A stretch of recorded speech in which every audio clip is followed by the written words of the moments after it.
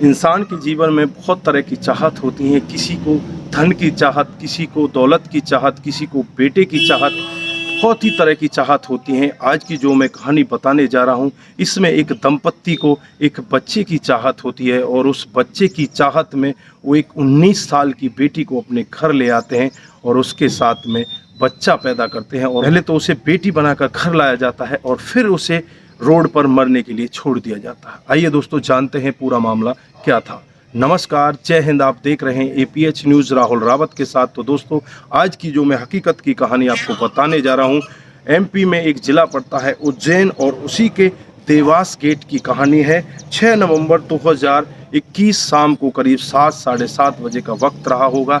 जब राहगीर रास्ते से निकल रहे हैं तो रास्ते में एक बेटी लगभग 19-20 साल की, जिसकी उम्र रही होगी, वो कराहती हुई रास्ते में पड़ी मिलती है और उसे वो आनन फानन में उठाकर हॉस्पिटल में ले जाते हैं और हॉस्पिटल में जाकर भर्ती करा दिया जाता है।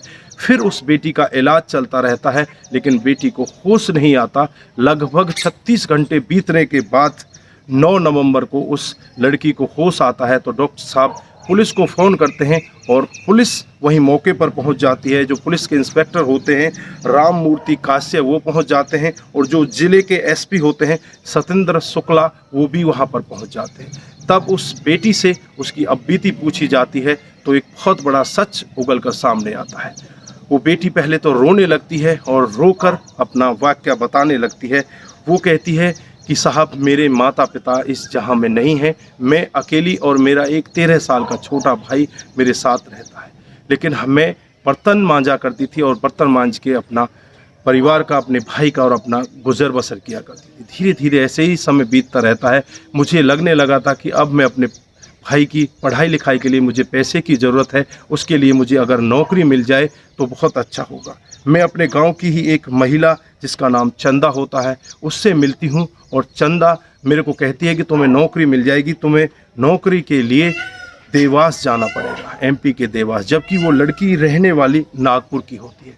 अब वो बात मान जाती है और जो MP के देवास होती है उसमें चली जाती है और वहाँ जाकर उस लड़की की मुलाकात होती है राजकुमार सिंह, जिसकी उम्र होती है 45 साल, और उसी की पत्नी चंद्रकांता, जिसकी उम्र होती है 43 साल। अब वो 19 साल की बेटी उनके घर चली जाती है और घर जाकर उनके साथ रहने लगती है।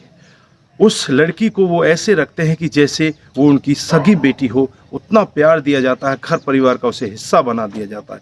जैसे ही 1-1.5 महीना बीत जाता है, जो घर की मुखिया होती है चंद्रकांता, उस लड़की से कहती है कि तुम्हें मेरे पति के साथ संबंध बनाने होंगे। वो बेटी मना कर देती है कि मैं तुम्हारे पति के साथ संबंध नहीं बना सकती। फिर उसका पति राजकुमार सिंह उस बेटी के साथ में ज़बरदस्ती संबंध बनाता है और पहली रात गुजारता है और उसके साथ में ज़बरदस्ती दरिंदगी करता है।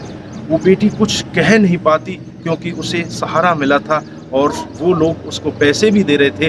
वो पैसे अपने भाई के पास घर भेज दिया करती थी, जिससे भाई का गुजर बसर हुआ करता था।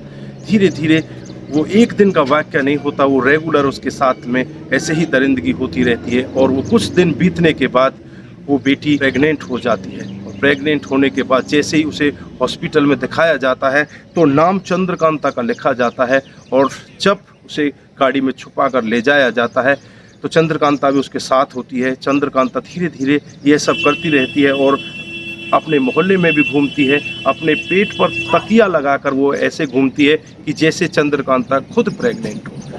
और वो दिन भी आ जाता है कि उस बेटी को एक स्वस्थ बच्चा पैदा हो जाता है। जैसे ही उसे स्वस्थ बच्चा पैदा होता है और उस बेटी को रास्ते में छोड़ दिया जाता है और उससे कहा जाता है कि जो तुमने 16-17 महीने हमारे साथ बिताए हैं, अगर इसका जिक्र तुमने कहीं किया तो तुम्हें मार दिया जाएगा।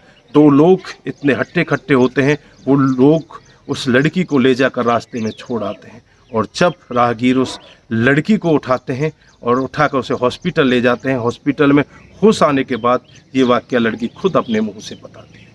दोस्तों, पुलिस एक टीम गठित करती है और टीम गठित करके वो काठ बड़ौदा में पहुंच जाती है, जो इस दंपत्ति का गांव होता है, और वहां से राजकुमार सिंह और चंद्रकांता को गिरफ्तार कर लेती है। और उसके जो 2 लोग उस लड़की को रास्ते पर छोड़कर गए थे, उनको भी गिरफ्तार कर लिया जाता है। तब इनसे पूछताछ की जाती है तो एक बहुत बड़ा खुलासा होता है।